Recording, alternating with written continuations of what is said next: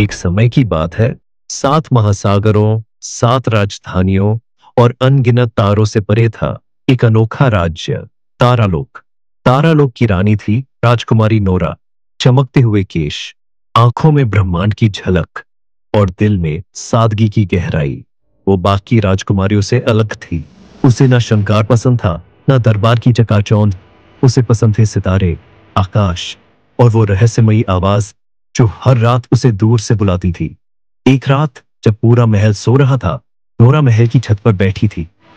अचानक आकाश में एक नीली रेखा चमकी और एक सुनहरी गेंद आसमान से गिरती हुई उसके सामने आकर रुकी। गेंद फूटी और उसमें से निकला एक छोटा सा प्राणी, नीलू। उसकी चमड़ी चांदी जैसी थी और उसकी आवाज पानी की बूंदों जैसी। नीलू बोला, राजकुमारी नोरा, तुम्हारा जन्म केवल इस धरती के लिए नहीं हुआ। तुम्हारे खून में एक चाबी है जो एक प्राचीन द्वार खोल सकती है, अंतरिक्ष मंदिर का द्वार। नोरा चौंकी। मंदिर? अंतरिक्ष का? नीलू ने कहा, वो मंदिर जहां सारे ब्रह्मांड की ऊर्जा है, लेकिन उसे एक दुष्ट अंतरिक्ष राजा जरकोन कैद कर चुका है और केवल तुम ही उसे रोक सकती हो।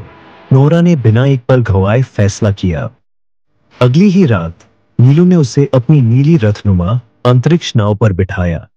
नाव ने जादुई रेखा से उड़ान भरी और तारों के बीच पहुंच गई।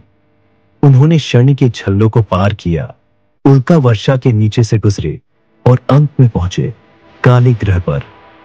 यहां अंतरिक्ष मंदिर एक काले बादल में छिपा था और उसके सामने खड़ा था राजा जरकोन, लोहे की आंखों और बिना दिल वाले चेहरे के साथ। तुम यहां क्यों आई हो, पृथ्वी की लड़की? उसने गरजते हुए कहा। नोरा ने कहा, क्योंकि जहां अंधकार होता है वहां किसी को रोशनी बनकर आना होता है। जरकोन ने हंसते हुए कहा, रोशनी? तुम? लेकिन तभी नोरा के सीने में रखा नीला पत्थर चमकने लगा जो नीलू ने उसे मंदिर के पास दिया था। उस पत्थर ने हवा में चिंगारियां उड़ाई और मंदिर के दरवाजे खुलने लगे। जरकोन ने बिजली के गोले चलाए, लेकिन नोरा की आत्मा में कोई डर नहीं था। उसके चारों ओर एक चमकता हुआ कवच बना, उसके विश्वास का, उसकी दयालुता का। एक तेज चमक के साथ जरकोन गिर पड़ा और मंदिर का दरवाजा पूरा खुल गया। तारालोक में सूर्य उगा और पहली बार राज दरबार के लोग आसमान में तारे दिन में चमकते हुए देख पाए।